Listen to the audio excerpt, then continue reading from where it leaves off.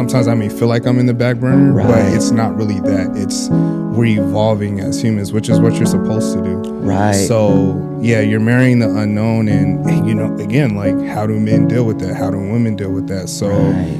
it's never a thing where it's just a one script, one blueprint. You're Right. continuously trying to figure things out, communication, and I want to have real conversations about how people deal with these things. Yeah.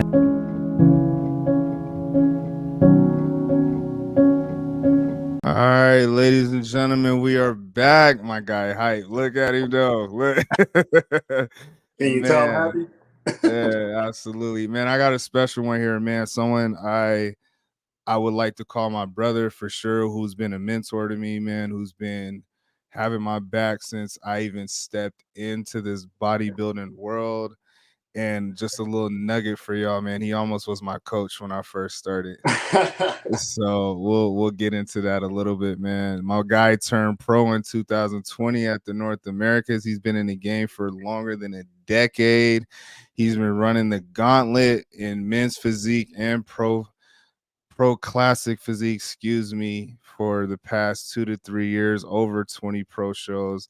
He's had a top 5 placing at the Denver Pro in his first pro year. My guy Johnny Swole, aka Jonathan Jimenez, man. How you doing, man?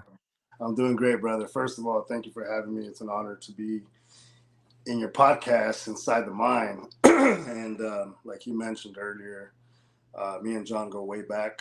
And so this is something that he's been planning out for about a year now, right?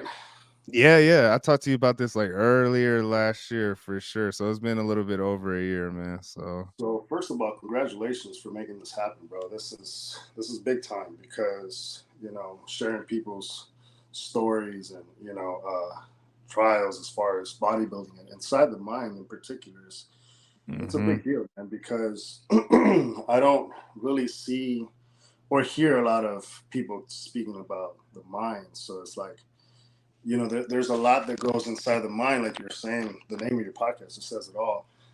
That a lot of people don't realize that, you know, the mind is actually a powerful thing, and when it comes to bodybuilding, it's they both have to be in sync, aligned, you know. absolutely. And because with the mind, man, makes the body do what the body does, and the body makes the body do what the mind does. So it's like it's a beautiful thing, man. So I'm really excited to be in the podcast today, brother. And I want to say this is probably like your 15th episode or something like that. You're on your way. We deep, bro. I think you're like number 19 or 20. I don't even know. Yeah, I done lost count. But I was waiting for you to get off prep, bro. So yeah, we done now. So I think I'm off prep for probably 2025, man. Just actually got off the phone with my coach Ryan Benson from Zero Gravity. Okay. You know, talked about some other business ventures, and part of the reason why I'm taking 2024 off, it's a little, you know, it's a little surprise, but we'll kind of tap into it in a little bit, just a little bit, because, you know, we just get things that come about, you know, you just kind of want to keep them to yourself and not exploit too much, so that way, you know, just don't want to throw it out there just yet. But there's big things in the works right now with myself. Coming up in the next year or so with Ryan Benson and Larry Wills. Absolutely, man. So I'm excited. You just told me right now it's time to grow, so it's time to grow. I haven't had a full year off since I started in 2017, so go figure, right? I think it's well, tell me a little bit about that as far as what actually got you into bodybuilding.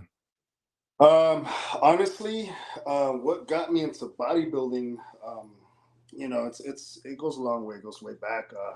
One of my good friends, his name was Greg Ferrer, back in 2005 when I graduated high school, 2006. We both started personal training, and he was doing a bodybuilding competition in Venice Beach as a teenager. So we were both in the teens. You know, I was probably like 18 years old when I started working as a personal trainer at 24 Hour Fitness back in San Bernardino. And we met there. And this guy was jacked, man. And I was like you, brother. I was like a, you know, hooper, athlete. I did it all, man, from a little bit of boxing, a little bit of wrestling, football, soccer, you name it. I was just very athletic. So obviously Arnold Schwarzenegger, you know, and Frank Colombo, to name a few, watching them back in the days. It was really nice to see like their Mm. Oh, my guy froze up. Invited me to his first competition in Venice Beach as a team. He killed it, won first place. Him and his buddy were getting ready for the show. Dane Quarter also, and I was like a buck 65, buck 70, if that. I try to Okay. hide, right?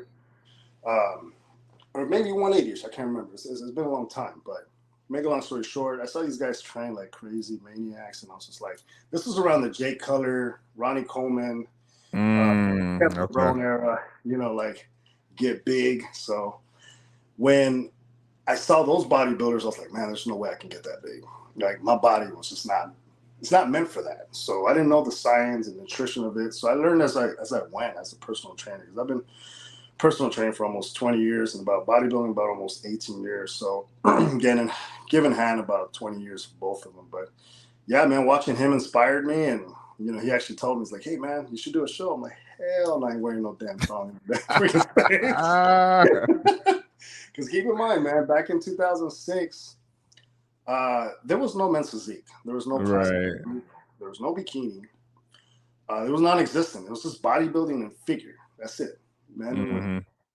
So, the fact that I had to wear one, a Speedo, two, get as big as these freak shows was like, nah, I don't think so.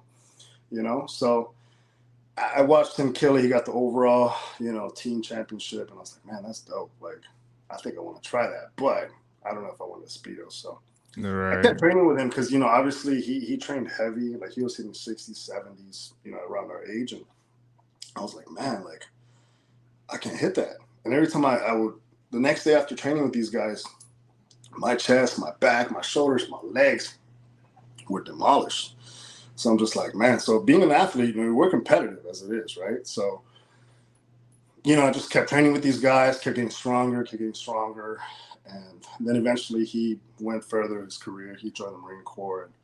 And, I was kind of like left in the woodworks. And I was like, shit, well, let me continue this bodybuilding stuff and see where I could take it, and entered my first competition back in 2008 in Venice Beach. Got slaughtered. All I was eating was egg white, tuna cans, and like the hard work. hydroxy or liposuccess. You know what I mean? So I had no idea what I was doing, but I just went for it, and that made me hungry. And I finally stepped into NPC, the Excalibur, did my research, picked a couple of people's brains, and actually I was being coached by Frank Sane back in the days, but it was more online. So he taught me a lot about posing. We did some posing sessions and so forth, and it's crazy, man. You learn a lot from somebody that's been there, especially a two-time Mr. Olympia. And then later down the road, I hired Chris Cormier. Then they told me about Ryan Benson, so I've been with Ryan Benson ever since 2017. When I came to him, I was like, hey, man, I just want to win an overall sword. Because I was actually, for a good 8 years, I was coachless. I didn't have a coach. I kind of did my own thing. Wow. Was doing all right.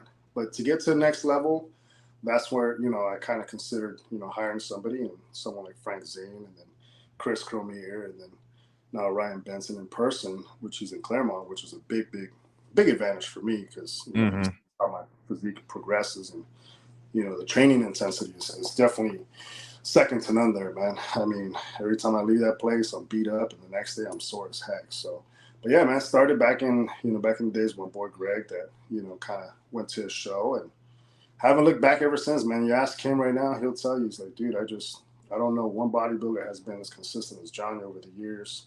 And, that means a lot to me because he's someone that I admire and look up to. And now he looks up to me. And, now that, a couple of years down the road, basically the things that manifested over time, like being in magazines and movies and so forth. And obviously qualified for Olympia, but that's been a tough ticket for me, man. Honestly, that's been a different journey and a hard, rough journey, but not giving up on it. Just keep going because the IFBB Pro League is a different animal, brother. But it's a beautiful thing.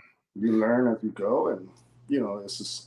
I think it just makes you stronger mentally. I mean, over time, for as many shows as I've done, 53, in these years, has taught me a lot of resilience. And perseverance to just overcome the objection of not being top 5. Does that make sense? Got you. when I got that top 5 in Denver, it was like, man, like I'm in, right? But I'm still battling between which division fits my criteria more, with either men's classic physique or men's physique. How are you juggling that? Like, because again, like you turned pro 2020, you turned pro as a men's physique competitor, and I mean, you got close in classics so many different times.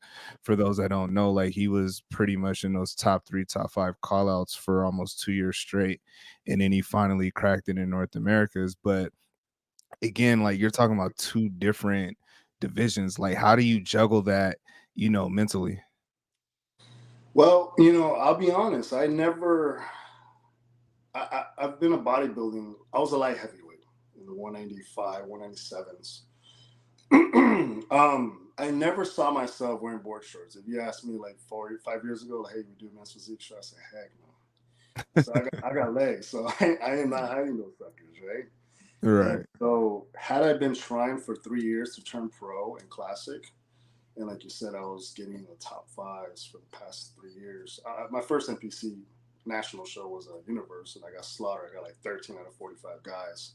But Mm. it made me hungrier for the USA's for, I think it was 2018, second national show. It looked promising because they had me in the second spot in prejudging, in the finals. They judged it and gave me third. So I'm sure you're kind of familiar with that because that happened to you also back in what, 2021 or Mhm. 2020? Where I was 2020. kind of like helping you out a little bit, Yeah. And I had to Uh-huh. talk you down. I was like, hey, man, how'd it look? Like, oh, it looks promising. Like, all right, bro, let's just, keep it tight and show back to finals and wrap it up, And, for you to experience that, the fact that I had been there, it hurt me for you because it hurt for me to hear that you got rejudged and got third for whatever reason, right? Same here. I mean, I know why I got the third and I deserved it. I got a little complacent. I ate 2 meals within a couple hours in between because I was like, okay, Mhm. I'll eat half of this burger, I'll eat my clean meal, and then backstage I was throwing a little chocolate. Just I don't know. I guess just the comfortability, got the best of me. And Tyler Mannion and Steve Weinberger were rooting for me to get the pro card. They wanted to give it to me, but the president of the IFBB Pro League, Jim Mannion, said otherwise. He hadn't seen me in the morning, but he saw me at night.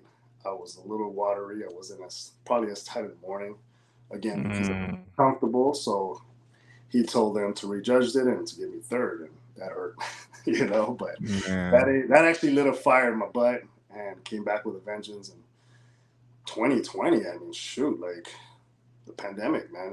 Never in a million years that I thought that I would go pro that year in particular, because one, the gyms were closed. Right. Two, there was no access to almost anything. We weren't, it was an uncertainty time that we didn't know what was going to happen. Shows kept getting canceled. USA's were scheduled to try USA's 2020, but that got postponed till like I want to say December. Is that when you turned pro or 2021? Yeah, I ended up turning pro the following year. Because we were at the same show. Um, and I just remember it was a mess, man. I mean, it was a cluster back there in that tent. I'll say that. Oh yeah, But yeah, you were there. Exactly. yeah. So So you yeah, witnessed it's me getting the pro card in men's physique, surprisingly, the first try. yeah. And that's So what's you've crazy. been juggling that like ever since. Like you literally did this year like 2 shows, men's physique, 2 shows in classic. Like, do you find it difficult to juggle both of those 2? You know what? Not necessarily, man. But the only difficult thing that I would say that, and maybe you will be attest to it next year, hopefully not, it's the weight Mhm. cap. The weight cap is pretty stressful. I don't care who you are, right? When you have a weight cap in your mind, you have to meet at a certain date, whether you do everything you can to get in the best shape or guess have the best conditioning yet alone still keep the muscle like you mentioned earlier. It's a Mhm. lot not difficult more to do than to make it happen because you are pressured to get down to whatever weight cap you need to be, right? So when I was an NPC classic physique athlete, my weight cap was 182. In bodybuilding, it was 187. It was within ranges of, I want to say 187 to 197. We had Okay. that much room to play with. So it wasn't too bad, right? So my body naturally likes to stay within the 200s, 205 range.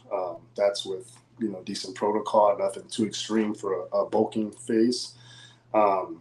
So for me to get down to, now the classic physique cap was 182, but with this new cap went up to 187. So hello, we're back to the light heavyweight number. So that made me very happy because I don't have to, sacrifice muscle and drop so much weight where, possibly have a flat looking look on stage and not enough time to carb up. Because I always had that trouble to make weight. Like the last week, no matter how much preps I've been through, I always try to be on my weight prior to the weigh-in. So hopefully you don't have to face that challenge like I did. Hopefully for you it would be easier for anybody in the men's physique. But trust me, the weight cap is a nightmare. I mean, now that I found out my weight cap for men's physique is back to 182, I think those shorts are probably going to be hanging. Oh Or man. all the board shorts are going to probably be on my dresser or probably sell them. I don't know, because I mean, I would consider doing men's physique again, but realistically, it's a mission to get down to the 182. And So how does that play on you? Like, so you're in the midst of your prep and you have this number that you have to shoot for, right? And depending on where you're at, like, and we've had conversations about it, like, sometimes weight can be stubborn.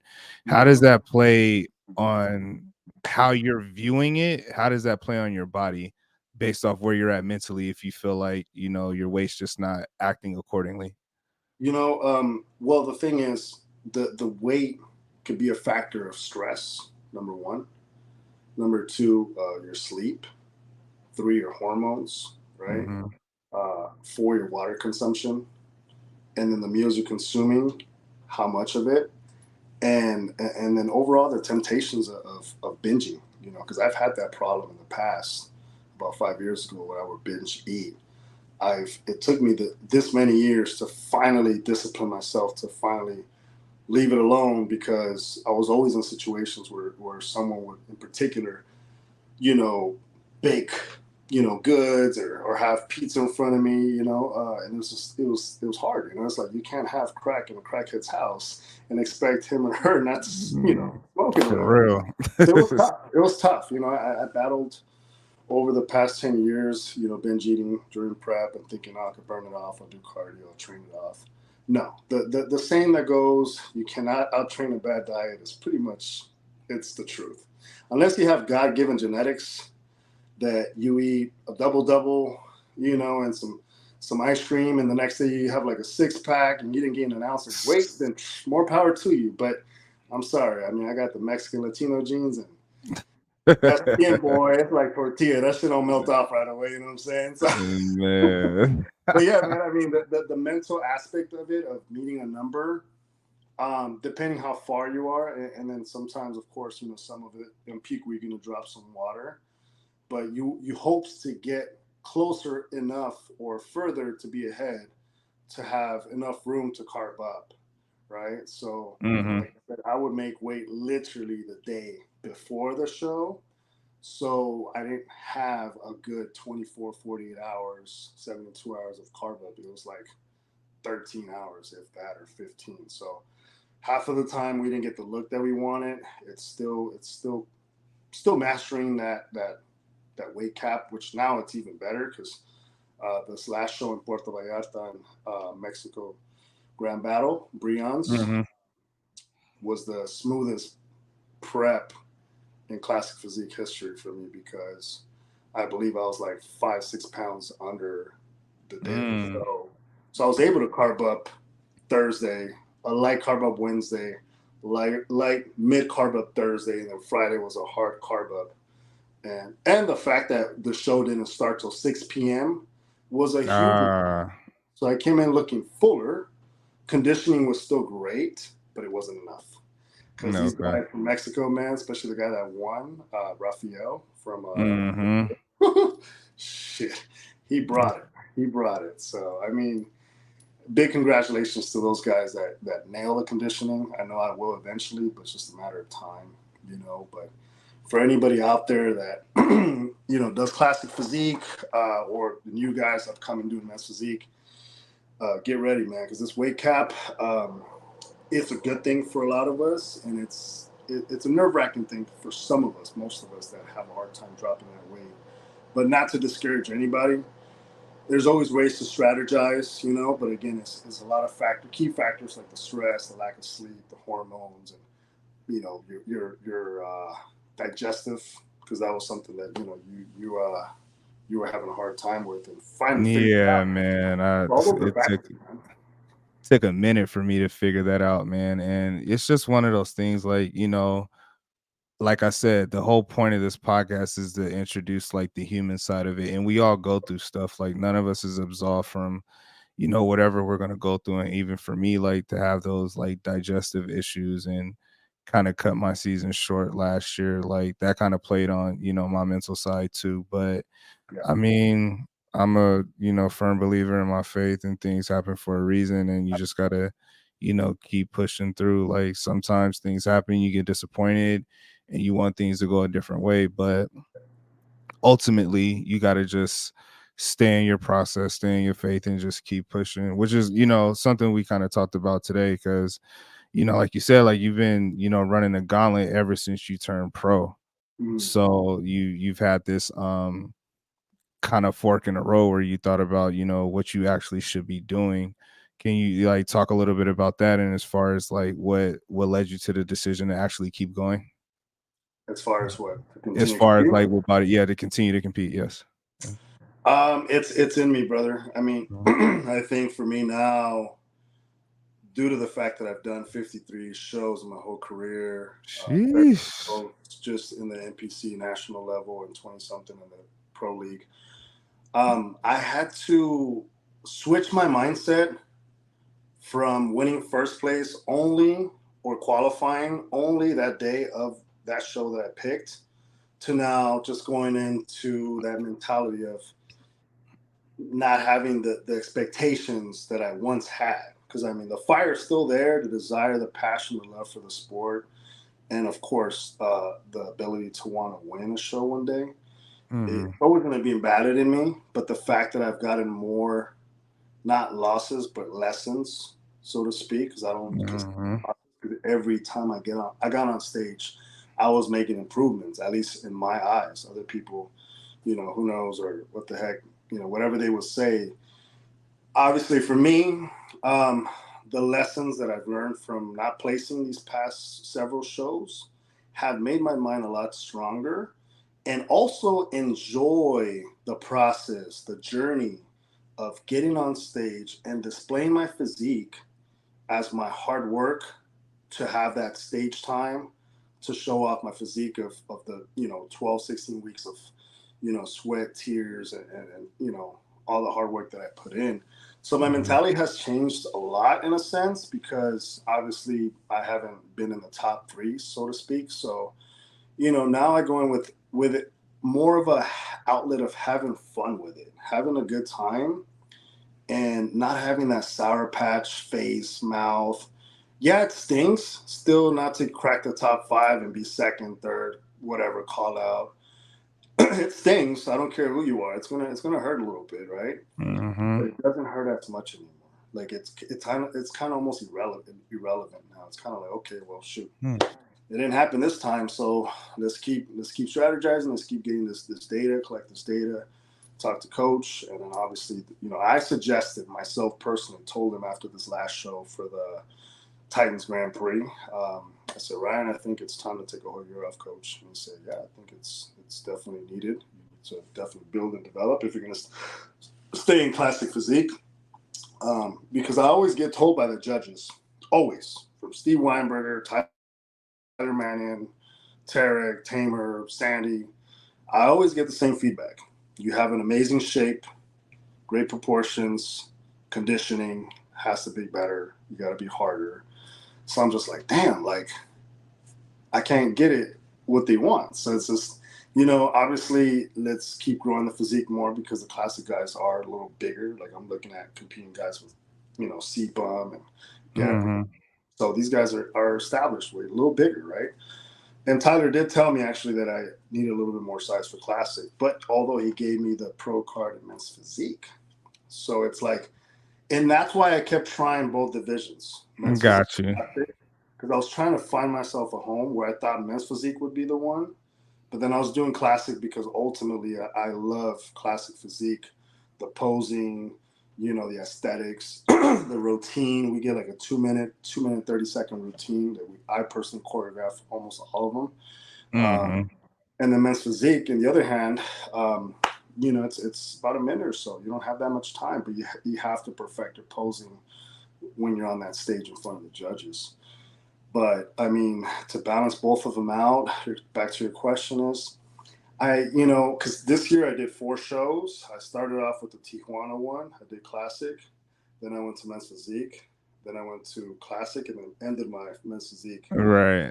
Possibly last show of my career. I don't know. I'm not going to say never, because I might try to do men's physique. Who knows? Depending if I'm in striking distance based off my weight. So it's just like I told you earlier, strategizing little different. Instead of focusing on the number of the weights, which I used to kind of not necessarily do, but I would think, okay, if I get to 230, slim back down to 180, whatever the weight cap was for classic physique, that was kind of like, I wasn't aiming for a number, but it was like throwing it out there. Okay, maybe 220, 230. Got Mm-hmm. up there. And then, man, I have to drop like 45, almost 50 pounds just to compete. So it's just, now I want to try it a little different. Like I told you earlier, I want to stay within striking distance, try not to go more than 210, 215. And my weight cap now being 187, it's not too bad than 230. Yeah, Yeah. it just makes it easier on your body and mentally, man. Because I've had conversations with you when I used to talk about that too. Like, man, yeah, I'm about to get up to 230. And Yeah. then I get up there and I'm like, hey, yo, I'm not taking my shirt off no more. Well, see, that's the thing. It's like when we shoot for a number, and like I told one of my athletes earlier, Roman, I'm like, look, man, I don't want you to worry about how much weight to put on. I just want you to put on quality tissue of muscle, so that way we don't get unnecessary body fat in our body, in your physique going into next year. So, it's just really strategizing with your coach or yourself and being realistic that, at 230, 5'8", it's probably not the best idea for your physique to hold on Hmm. to, because technically we're not open bodybuilding. So to get to 230, 250, or 280 like these guys would get back in the days, it's not ideal for our physique and men's physique and classic, so to speak, because we have a harder weight cap to get under. So I don't think it's the best idea to do, to get up to a certain number and climb back down. It's not healthy either, though, man. It's just not. But it's like speaking of that, because again, like we're both pretty much in off season now. Yeah. So I know me personally, before that, this is the best I've ever been discipline wise. But before this, it was so hard to just, oh well, I don't have a show. Let me go grab this. I don't have a So show. your Let me wife go grab making this. some good from Lifeline? Man, bruh, my wife is always making something. So talk to Shout me a out to little your bit wife, about man. how hard it is in the off season to have that self-control before you came into the place where you're at now. I'm sorry. One more time. So tell me a little bit about how difficult it is for like what we've been through to have that self-control in the off season before you came to this place of, having the control now. Um, it wasn't simple by any means, but I was in a relationship where she would put all those things, and I would tell her, I'm like, hey, it's not, I'm the one that's on prep, but if you could help me not cheat in my prep would be great. So obviously that relationship I'm no longer in. So I'm on my own now. So it's a lot easier, because if you look at my fridge, there's no Coke, there's no hot Cheetos in the pantry. There's nothing that I can eat outside of my diet. So that's what's been easier for me. I guess it's having the right support system. And sometimes we pick to do this, so you can't tell your wife, oh, you can't eat this, you can't eat that because I'm on prep. Right. It's not fair to her, right? And it's not like I blame it on my previous relationship where I was in, where she was allowed to eat what she wanted, but it sucked because she would eat it in the house where we both live. So it's kind of like, damn, like this is hard, because I'm in a deficit for weeks in, weeks out, and she's eating pizza in the living room. I'm over here in my room eating chicken and asparagus and rice. So it's like the temptation was very tempting back then, but now it's just basically me meal prepping every night. My fridge has nothing but egg whites, chicken, fruits, nothing that is gonna push me out of my prep diet, so to speak.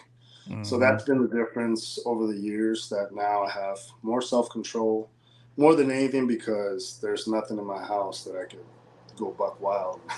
Be like, all right, I'm just gonna have a little bit. You know what I mean? So Man, lucky for you, man. I got that stuff all in my house. We have a pantry just full of nonsense because my wife bakes cookies and cakes for everyone. So yeah, it's hard, man. I mean, I'm not gonna sugarcoat it, pun intended, but it's just one of those things where it's just like, we choose to do what we do and we gotta make the right decisions. And we try to be perfect and we're not. And it just is what it is. Like, you just gotta keep your foot on that gas, man, which is exactly why I'm very thankful for you making swole beef jerky, because that helps me. So tell me a little bit about why you created that brand, that wonderful beef jerky of yours, man. well, look, man. Never in a million years did I ever think I'd want to do or start a beef jerky business. It was more of one of my financial advisors. We were training, and he gave me the idea. This was back in 2019 when I started the company. We're into like almost 3 years into it. Mhm. 2020 wasn't, because everything was closed. So it was hard to get everything, so it was having a hard time to get inventory at a certain time. But yeah, man, I mean, this was before I turned pro. It was kind of more finding ways to brand myself over the years from competing and, getting certain titles like, Mr. Los Angeles, Mr. Orange County, and bodybuilding, and then landing 2 fitness magazines in 2020. Had I started my company prior to that, but my thing was, I was trying to find a problem. Uh, a, I was trying to find a solution to a problem for us bodybuilders or the active lifestyle people, or people with diabetes or blood pressure that couldn't really enjoy beef jerky or protein in particular because it was so high in salt. Mhm. So, but it took me like almost a month to finally reach out to my business partner, who I'm, partnering up with the jerky business, because my financial advisor was like, "Hey, I got it." He goes, "You don't need that IFBB Pro card. You just your name, bro, and your accolades. Swole beef jerky." And I'm like, "Bro, you're tripping. Like, what do you want me to do with that?" Hey. It was an idea. So I sat on it. I didn't think I could, benefit from it, but then I kind of started putting my cues. I'm like, okay. So when I go get beef jerky, I usually stay away from it because it's super high in salt, Mhm. and all that good stuff. So then I started thinking outside the box. I'm like, well, what if I could be the active lifestyle bodybuilding, low calorie, low sugar, low sodium guy? And so far, I mean, we were able to do that at small portions. That's the only way you're kind of able to limit your sodium consumption and sugar intake and so forth. Mhm. So it was more so like benefiting from the protein and, watching the sodium and sugar levels and preservatives. And so we were able to accommodate that with certain flavors. I started off with 10, now I'm down to like 5. Um, but it's been a journey, man. It's been a living life learning lesson. It's only me right now managing it through my business partner, but it's been an establishment that I've learned and grew from it, and a lot of people have loved it and supported me, like yourself. I appreciate that, brother. It's everything. Absolutely. I'm still in the process of getting that one, man. It's just, Look, I stay with a bag. but it's been a journey, man. I mean, like, just with any idea, there's, how they say there's no such thing as a stupid question. Mhm. Well, there's no such thing as a stupid idea, because if you have an idea, and if it's a solution to a problem to most people, then go for it. The outcome is, you never know what can happen, and you don't lose anything from taking a risk. If anything, you can gain a shit ton. Right. So this is kind of more like a side business for me. You know, obviously I do personal training and have a bodybuilding team and do a little bit of acting on the side here and there, and then jumping into a new venture. But you know, it's one of those things that you know you just use as leverage to kind of help you supplement your income. So it's done that for me, and it has also made a lot of my customers fall in love with the flavor and the idea of you know eating a jerky that's not gonna make your face swell up or you know what I mean. So watching your sugar intake, and then also I threw in a flosser in there too because I know I'm Oh very yeah. meticulous about having beef stuck in between my teeth. So I haven't Mhm. seen no beef jerky yet in in the beef jerky business with a flosser. So I'm the first one. So I figured, Yeah, it's unique, man. I know for me personally, it helps. Like whenever I have cravings, I that's always my go-to, just because I know all the only thing I'm getting out of it is protein, and I can never go wrong with that, and it's healthy. So, I yeah, mean, at the end of the day, man, for y'all listening, the Instagram would be at the bottom. I'm gonna make sure I put it on there. Make sure y'all follow my guy's line, Swole Beef Jerky, and all that stuff, man. So support my guy, appreciate you, and man. use it during your off season. Even when you in season, you can use it as long as it's authorized by your coach. It's authorized by mine, so I'm good. Yep, So, it's mine too. but yeah, man, you talked about you taking all of 2024 off. And hmm I know as a competitor, how difficult that can be because you get that itch. Like I was at your last show and I'm wondering why I'm not on stage, knowing damn well I said I'm taking the year off. hmm So tell me a little bit about what is your strategy to not scratch that itch to go back on stage? Whew, well, I think first and foremost, like I kept mentioning earlier, the new business venture. I'm just gonna throw a little quick hint. You know, I'm in the process of opening a gym myself, and not an Yes. easy process, man. It's been a challenge, but it's been a good challenge because it's Mhm. helping me to level up at a different mindset and give me another outlet besides the stage. So I think the fact that I'm gonna have this establishment of you know the process of a gym in mind, and you know having like my coach Ryan Benson and Larry Wills to learn from. It's definitely gonna keep my mind busy. And speaking to Ryan earlier, he was just saying it's time to grow. So we're just going to take 2024 year off to grow. But as I mentioned to you earlier, what I mean by grow, meaning like literally grow the areas that I want to improve and need to improve, such as like my arms, you know, the calves, and you know the I want to say mainly my arms, man. I think genetically I wasn't blessed with you know big arms, so I think the arms and the legs could have a little bit more volume too, especially for classic physique. So those are going to be my main areas of focus. My back's a pretty strong point. Chest got better this year.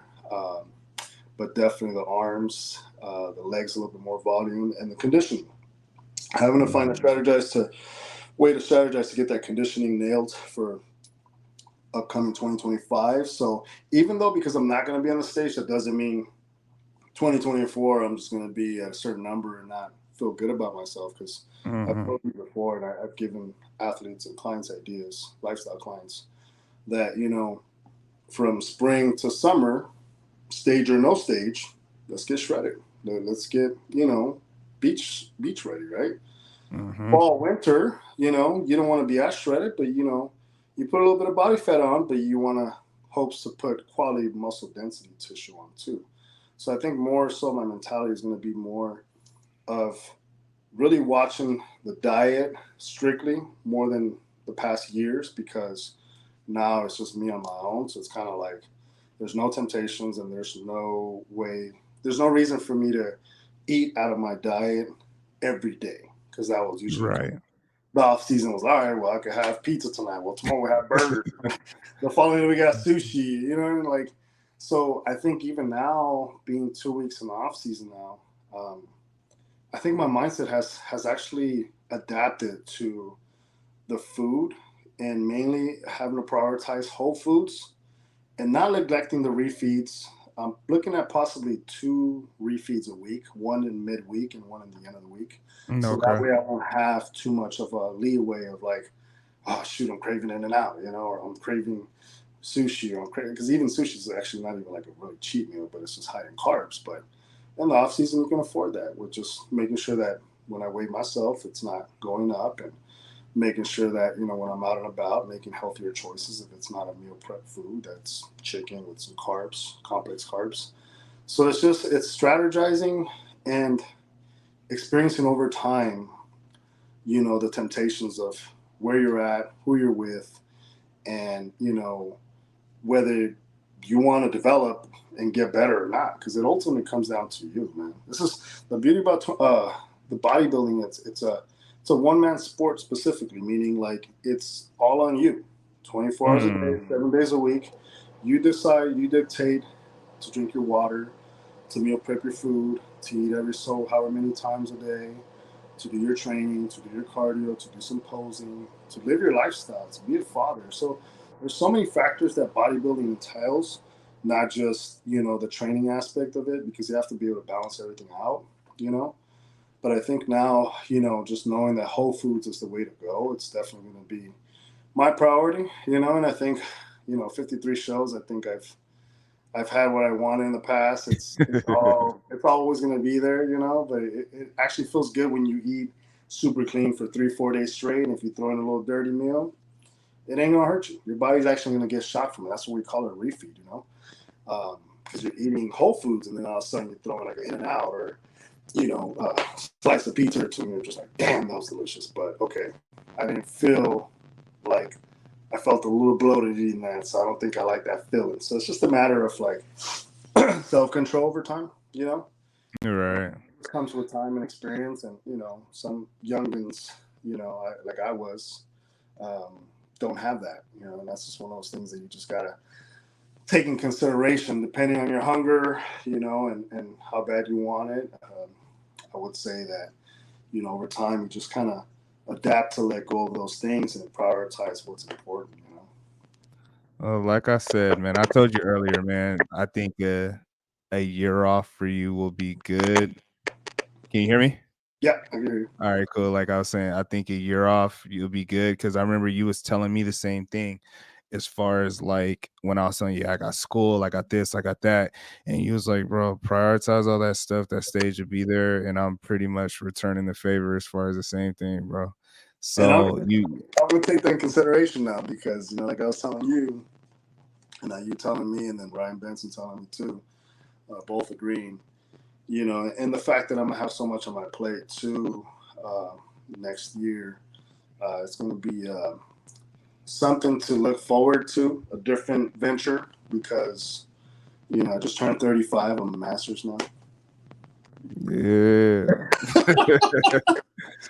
So Welcome to the club, brother. thank you. Thank you. It feels good, man. So it's like, Yeah. now being in the masters division, so I have two places where I can go, either compete with masters or compete with the open guys. So it, Mhm. alternatives, but like I said, life steers you in a different direction, and it's just a matter of like, okay, well, in the next 10 years, I want to be financially established, not just for me, but for my daughter too, Jasmine. She's 13 years old. So, I got to not only think about myself, but also think for my daughter, the legacy that I want to leave behind. She knows my, she knows my resilience. She knows, how hard I work to compete. She's been to a couple of my shows, and regardless of the placing, she's always telling me that she's proud of me, and that I inspire her, and that I give her a lot of confidence to become somebody in life. So to me, that's kind of more so why I do what I do, because I love bodybuilding. Besides qualifying for Olympia or winning first place, I just love it so much. Whether I'm on there with board shorts or my trunks, I display my physique in such a way that in my mind, you know, I envision my physique a certain way. So when you Mm. see yourself when you're posing in the mirror, that's why angles are very important, especially for men's physique and classic. But for classic, you have to display your physique on certain poses that look good for your physique too. And it's like Jay Cutler once said, that bodybuilding is about showing your strong points and hiding your weak points. So when I heard Jay Cutler say that back in the days, I was like, damn, okay, he's right. You know, there's certain poses that I couldn't hit, but I was like, oh, my arms look a little small in that pose. So you have to take in consideration that, you know, certain poses you shouldn't hit and certain angles you shouldn't do based off, you know, the waist size of, you know, I don't have the smallest waist, so I have to angle a little bit more. So it's one of those things that you have to really look into your posing, you know, and how to display your physique. But again, going back to taking that year off, man, I think it's more a year of establishing a new era and a new legacy for not just me, but for my daughter and for the community here in the Inland Empire. Because I think we're saturated with a lot of private gyms, corporate gyms. So I kind of want to establish a new generation of gym for not just the bodybuilder, but for your, you know, next generation up and coming people that just want to get in shape. You know, I want to be able to offer more than just bodybuilding. I want to offer a lifestyle, quality lifestyle, longevity, you know, because this is what it's all about. You know, we get so caught up in bodybuilding, wanting to be the best, wanting to have an amazing physique, you know.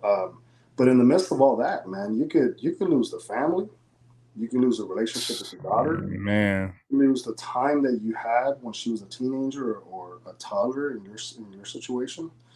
So for those that have family and have kids, man, you know, bodybuilding will always be there, but your family, your daughter's youth will not.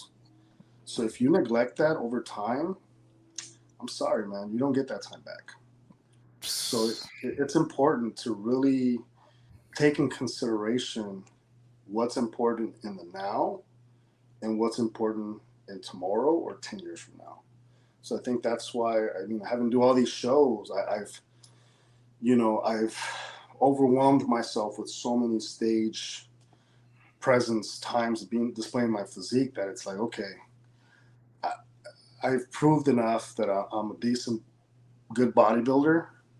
Am I the greatest in the world? No, but I'm one of the greatest in the industry because I believe that because I established that name for myself, not in a Mm-hmm. way, but in a way to inspire other people. Because I don't think I'm better than anybody else. I just think that I work my butt off and I love what I do, and that's why I do what I do. And for me, it's more hopes that when I'm on stage, you know, besides winning the qualification for Olympia, my thing is I want to inspire the next person in front of me that's watching me or that scrolls through my page and says like, damn, like that's motivating, you know. So to give other people hopes and aspirations of their life, to go from being rock bottom to, you know, bodybuilding, bringing them up to boost the confidence, because that's basically what it does. It's just balancing out your life with family, your kids, you know, your finances. Because man, Man, you not go cheap, you man. can go broke trying to do this stuff, man, for real. But Oh yeah, because yeah, you know, people think that when you turn IFBB Pro, you get sponsors, you get accolades, you get money. No, you don't pay for your entry fee, but you still have to come up with. You still got to pay your hotel. You still got to pay your spray tan, or if you don't have a sponsor, you know, you have spray tan, the airfare. So 99.9% of your fees are coming out of your pocket. So this year alone, I can tell you, I spent about almost 15 grand. Last year, 20. The year before that, 30. So right. sure you pay 15 grand. Yeah. So just about 15 out of my pocket. Man, that's wild, bro. Yeah, you're And good. you know, but obviously for me, I tell people like I use that as more of a write-off business expense. So, you know, if you don't have your own business, I mean, you don't get that money back, you know, or you can't write it Man. off to, you know, make sure that, you know, your taxes balance out. But, you know, it requires a lot of money, man. And, you know, that's why now also 2024, um, strategizing different besides just competing. I want to establish, you know, the future for myself and for my daughter. And that's why I'm kind of taking next year off for sure to really establish something greater for us and for the community, you know. And I think, will it be hard to stay away from the stage? More than likely, I might have the itch just like you this year. But what I'll end up doing is I'll do a photo shoot. I'll go, like you said, There maybe you go to go. Hawaii or something. So I can Yep. not be embarrassed to take my shirt off. Man, But I You think know it's what I mean? dope, bro. I think it's so dope that you're doing something for the community. And like I said, man, if anybody can do it, you can. Just because I know anything you put your mind to, you always done it. And like I said, it's leaving a legacy, man. So whatever support you need from me, you got it. Thank you.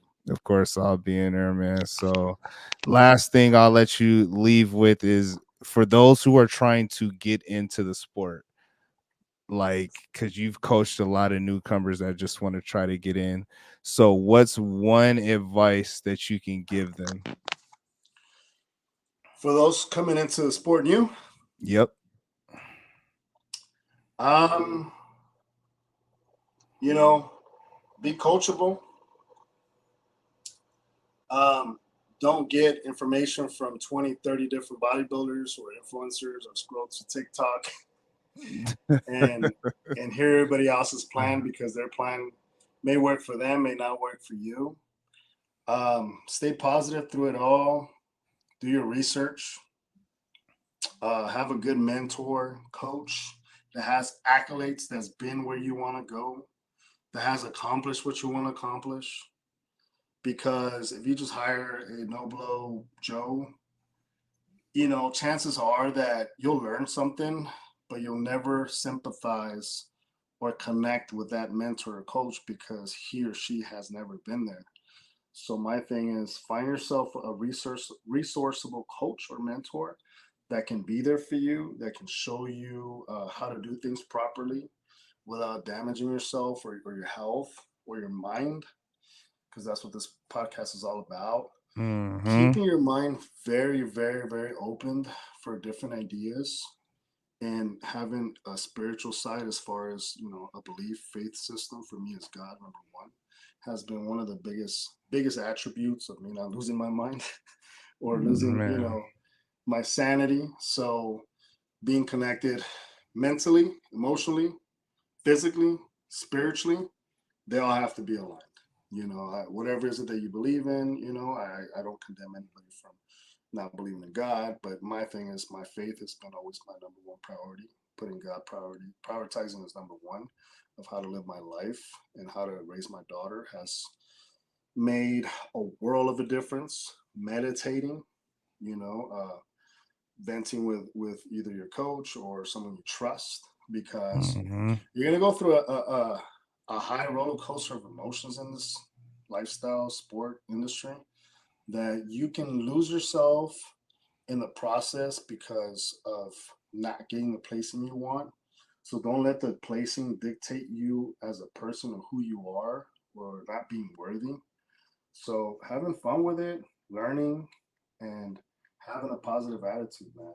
And just know that not every prep is going to be perfect. There's always going to be trials and tribulations and things that are going to get in the way, but find a solution to get around those things and don't blame people. you know, Right. don't blame your wife, don't blame your girlfriend. I wasn't blaming my girlfriend, I promise, but that was my ex-girlfriend. But it's one of Oh those things that man. you choose to do this bodybuilding show for X amount of weeks or months or years. So you're putting yourself in that position. It is only up to you to follow the diet as best as possible without everybody having to feel, how would I say, guilty about what they're eating. Because that's one of the biggest factors for me that I would get upset when people eat, things that I couldn't eat. Yeah. So, having allowed people do them and you do you is the most important thing, man. I think Mm, all of those th- things that I touched up on is just years of experience that eventually someone coming into the sport or says lifestyle will eventually, understand what I'm talking about. But again, having to hire a good coach, someone that cares about you, someone that hears you out, someone that's there for you, that genuinely, cares about you, it's going to be a huge key factor, you know. Absolutely. My guy. Appreciate you, bro, man. Thank you so much for doing this. You dropped a lot of gems, man. You got a lot going on, man. I'll be praying for you for sure, Thank you. man. Thank you. So Oh, and then just another thing, real quick. yep. This is my third upcoming film that I'm working on. Pool Come Oh yeah, Together. yeah, yeah. Talk about that. Yes. Real quick, I'm just this bodybuilder trying out boxing, which I kind of did last year to this year, just more so for the conditioning.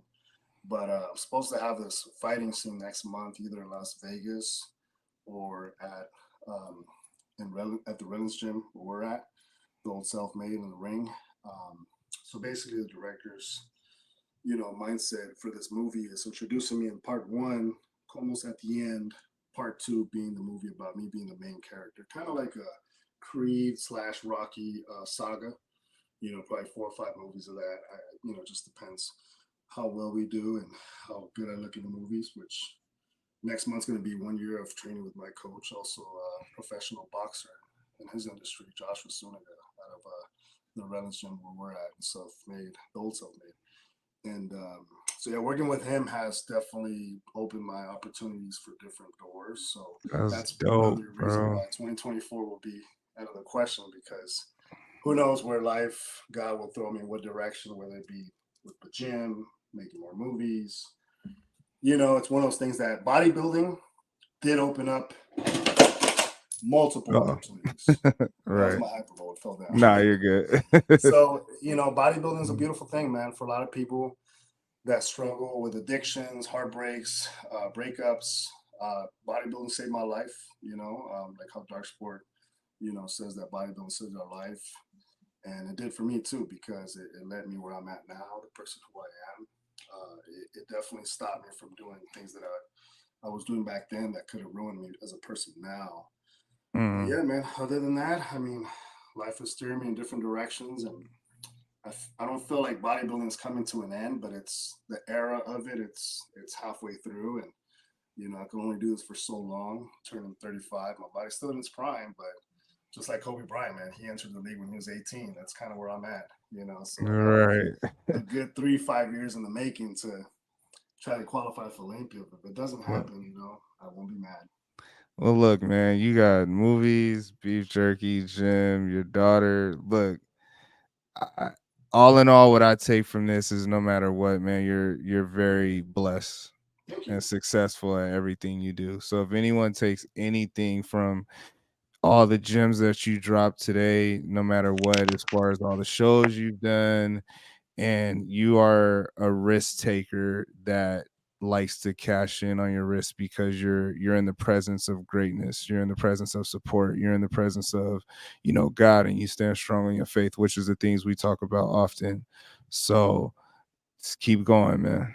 Thank you, brother. You too, man. I mean, this is for you to do this in the mindset podcast is it's a beautiful thing, man. I've commend you for it. I respect you for that now, for establishing a platform, not just for me, but for other amazing athletes that you've interviewed in the past 18 podcasts. So I Hmm. think this is a start of a new thing that can definitely open people's eyes and minds based off their experiences or their preps or shows on in the future of who they can, whoever hears my podcast out or whoever the podcasts of other athletes they've interviewed.